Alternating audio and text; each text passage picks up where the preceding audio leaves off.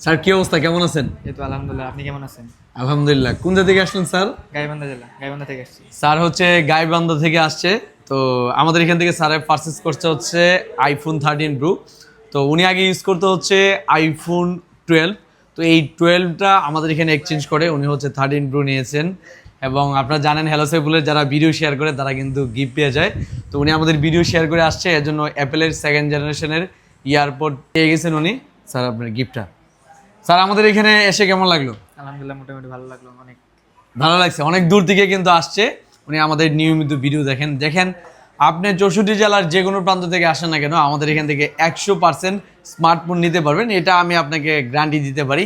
আপনি যদি এনআইডি কার্ডের ফটোকপি নিয়ে আসেন, আর হচ্ছে আইফোনের ক্ষেত্রে যে আমরা 50% ডাউন পেমেন্ট যেটা বলছি, ওই ডাউন পেমেন্ট যদি নিয়ে আসেন 100% স্মার্টফোন নিতে পারবেন। দেখেন উনি হচ্ছে 12 এক্সচেঞ্জ করে আর কিছু টাকা ভরে আমাদেরকে হচ্ছে 7,000 টাকা এটা হচ্ছে ডাউন পেমেন্ট দিয়েছেন, এবং বাকি টাকা উনি চাইলে 1 মাসের বাকি তো আমাদেরকে পে করতে পারবে।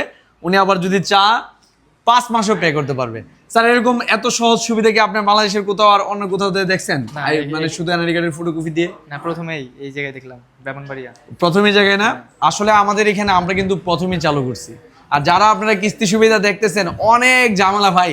একটা কিস্তির কাজ করতে 2-3 ঘন্টা সময় লাগে।